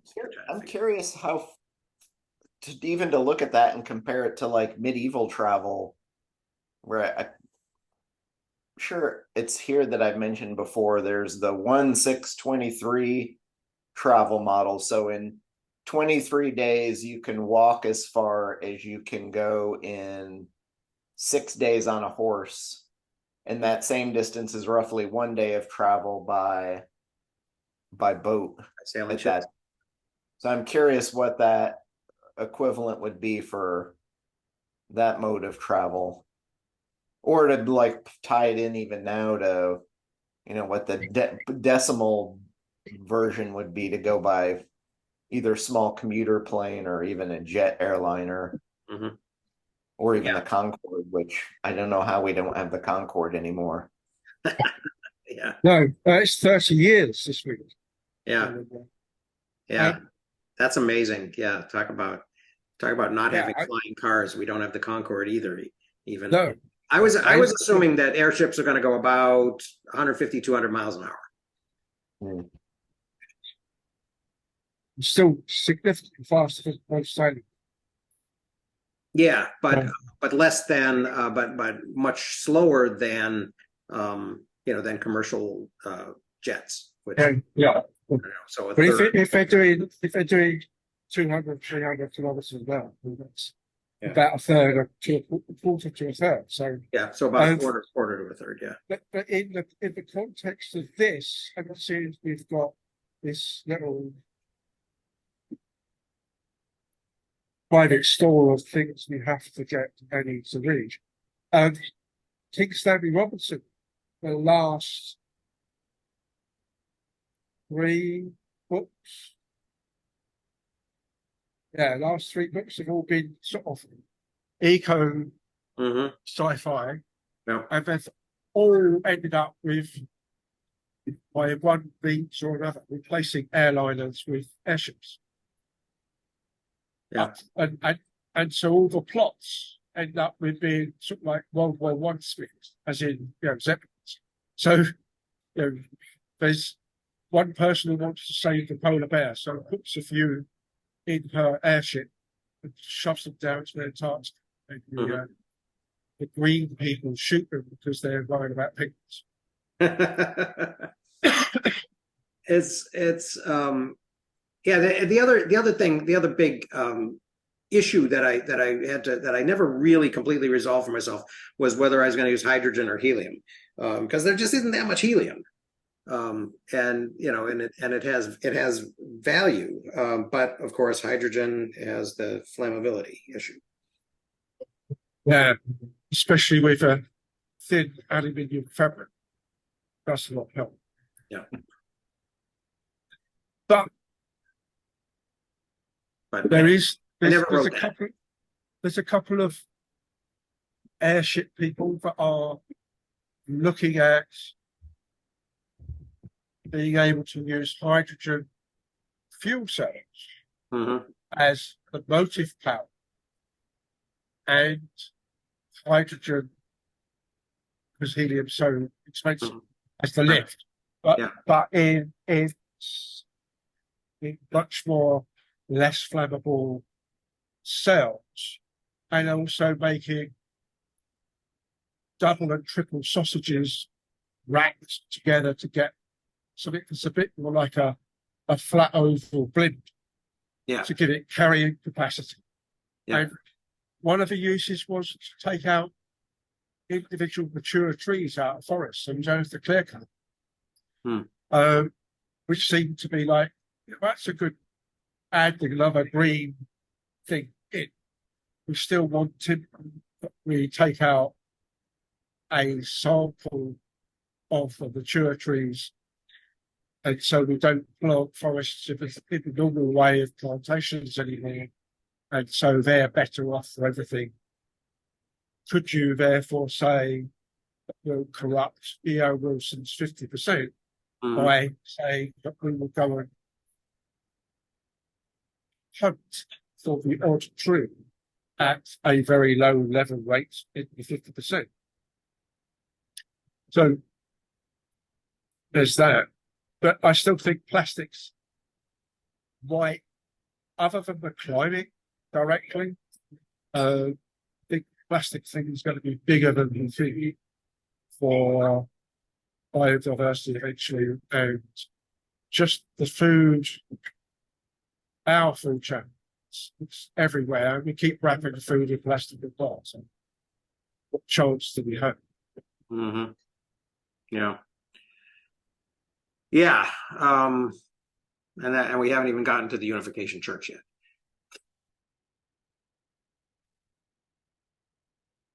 Yeah. Did So I miss a, did I miss a Unification Church in this section? no, in the next section. Oh, okay. In the next section, the Reverend Moon and Oh, yeah. Mrs. Moon and their dead child and everything figure. That's a fun one. That's weird. Yeah. I just watched a documentary about that whole thing a little while ago. So when I hit that section, I was so Yeah. excited. Yeah. I remember, was it the Unification Church that took over Gloucester, Mass? And the white fish industry out there? It was a similar religious organization, I think. We If had it many wasn't to them. choose from. Yeah. Let me look.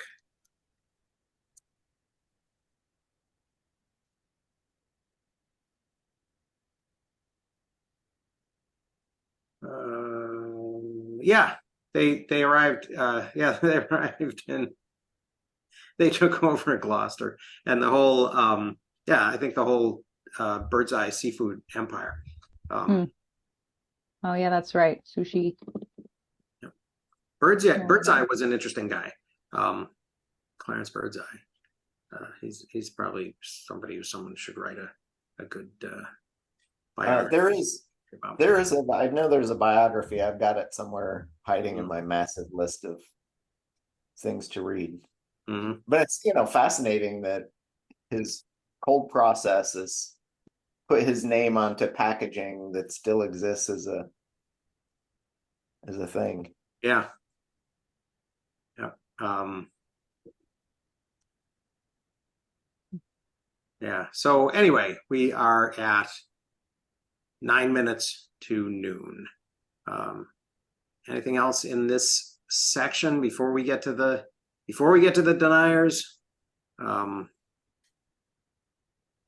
think this was already kind of almost full on denier-esque. I mean, the whole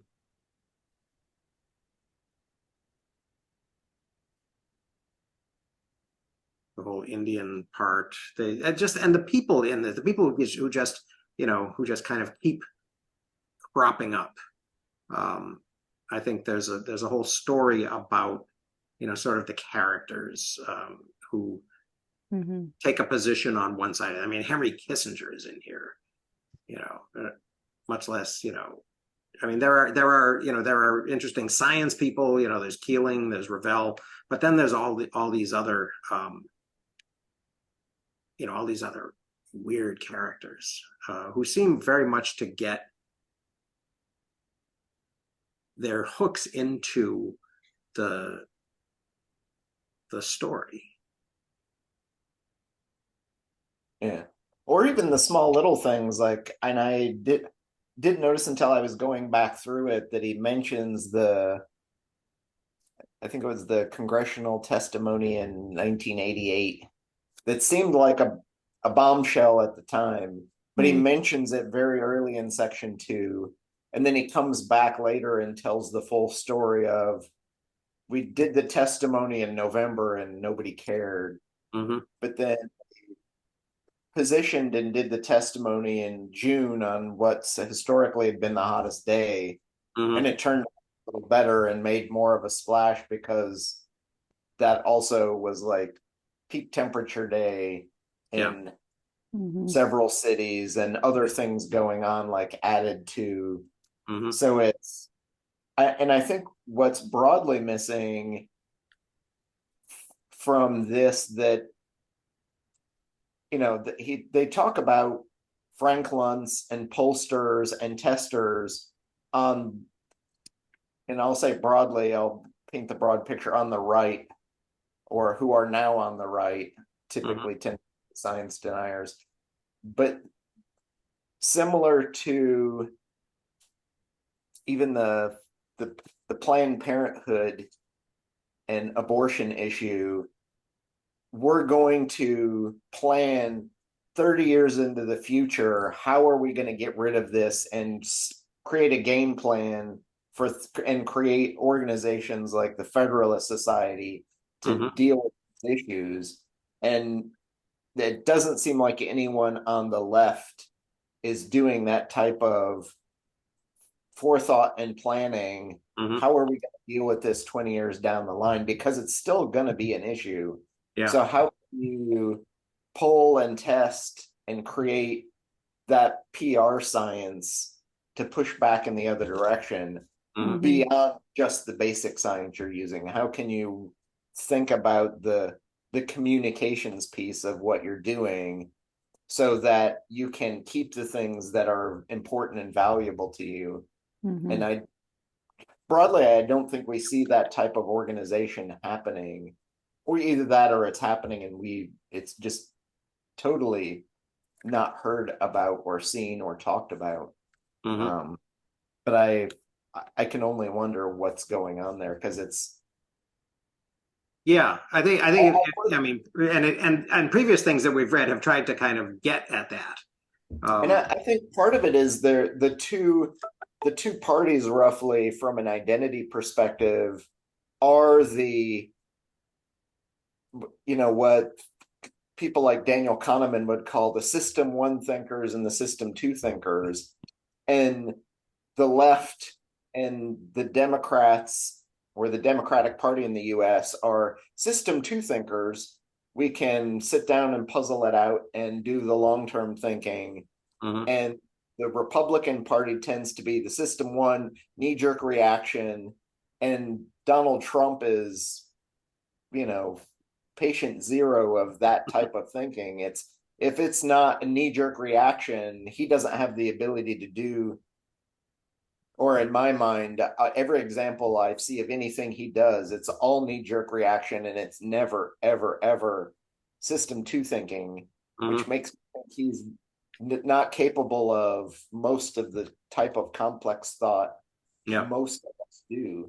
He can't sit down with pen and paper and write it out, or think it about, or what's the third step knock-on effect of, if I build this wall, then what happens? It's just I'm going to build the wall and it's going to do this thing, whether it actually is going to do that or not is But those parties seem to be doing those two things. Well, which actually reminds me, a lot of the other thing that I've been sort of pursuing this week has been that first book of the great books, right? That Great Conversation book, the little tiny. It's only, the Great Conversation essay itself is only about 100 pages long if you include the preface, and then there's another 20, 30 pages of other stuff behind it.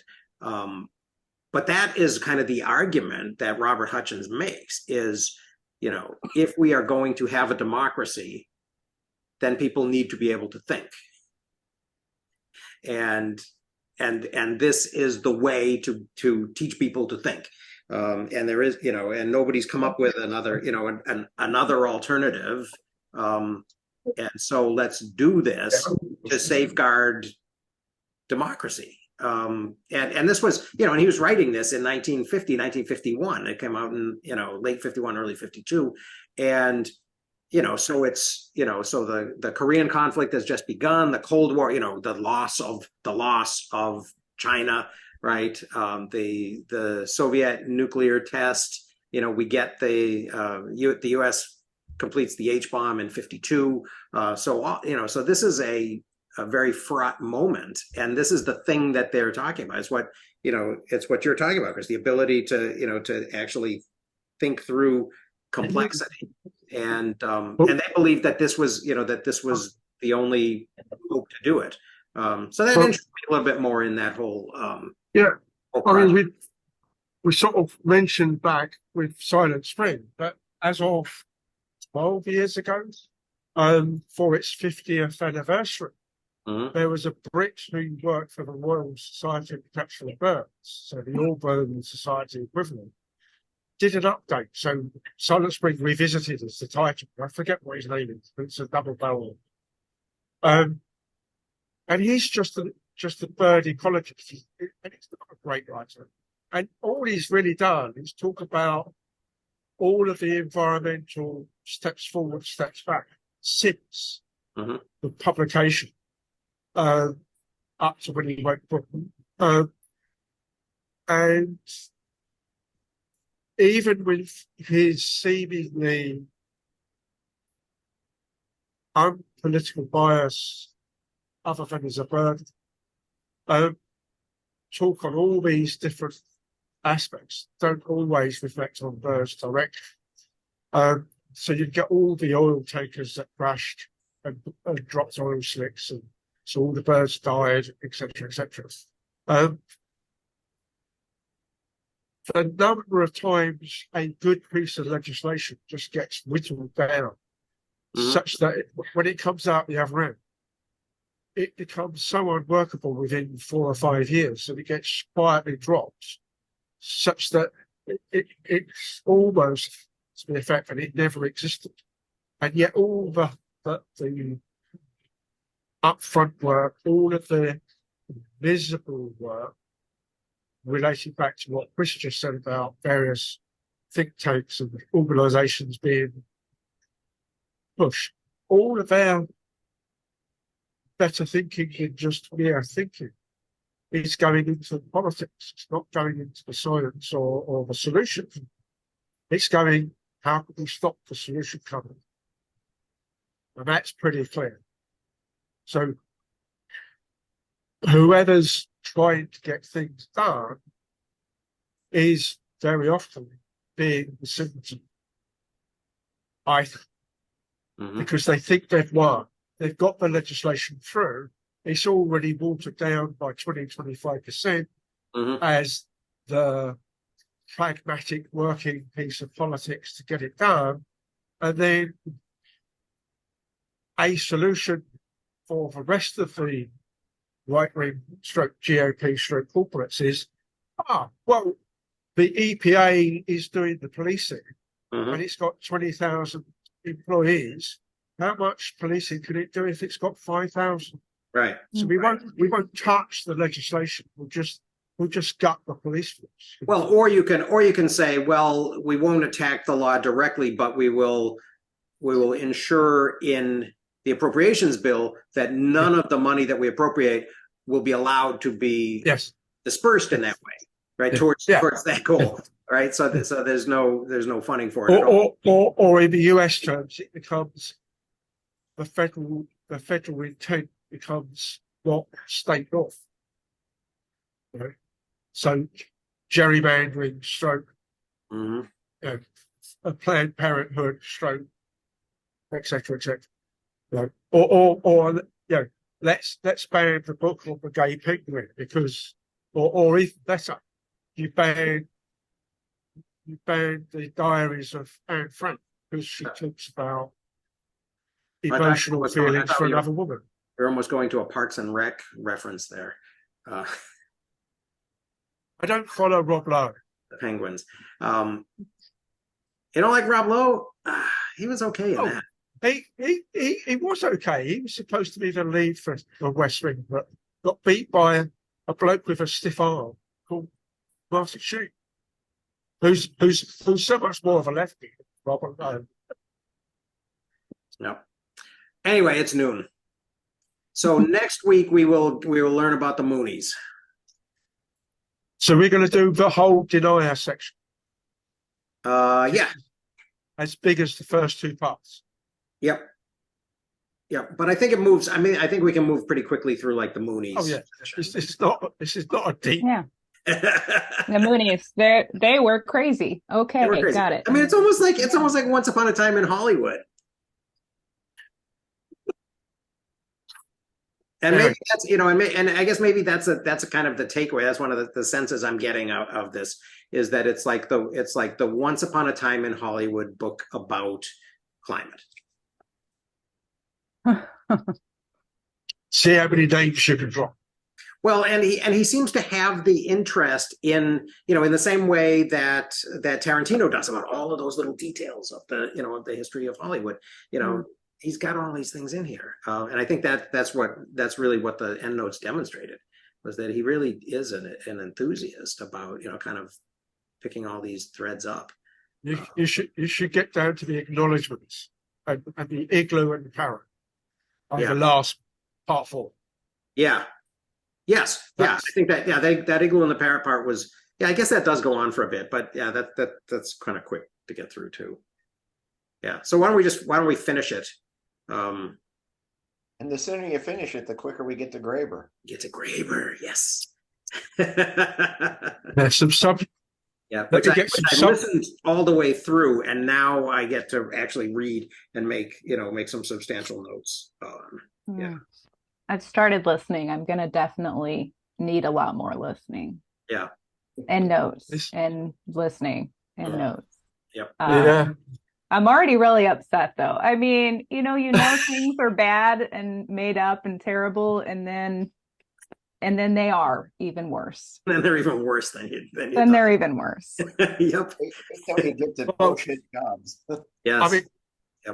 I mean, poor Rob Lowe, when he reduces himself to giving a tan leather briefcase with glass fixtures to a hooker.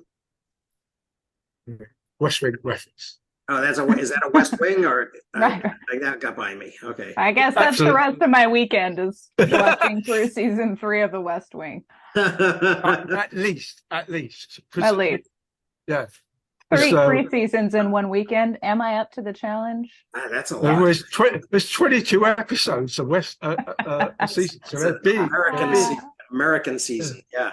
Well, I've been watching. I've been sort of binging The Expanse, and one of the things I do like about that is at the beginning of each episode they have that the title sequence. It's like the water is rising. The Statue of Liberty is inundated. They have to build a seawall around it. The Greenland ice sheet is melting, and all of that. It's just a bunch of kind of great little moments there. While they're trying to build terraform Mars and all that. So anyway, thank you very much. I will post these chat notes immediately because I got dinged for that this week. So I'll do that right now. I'm sorry, I missed last week. Oh, that's okay. That's okay. This time crazy. There are some good links in it too. So yeah, so that'll be worthwhile. All right. Yeah. All right. I mean, with Charles on the date of the Dragonflies, you can't go wrong. Yep. All right. I'll watch the Dragonfly. Good night. See you later. Bye-bye.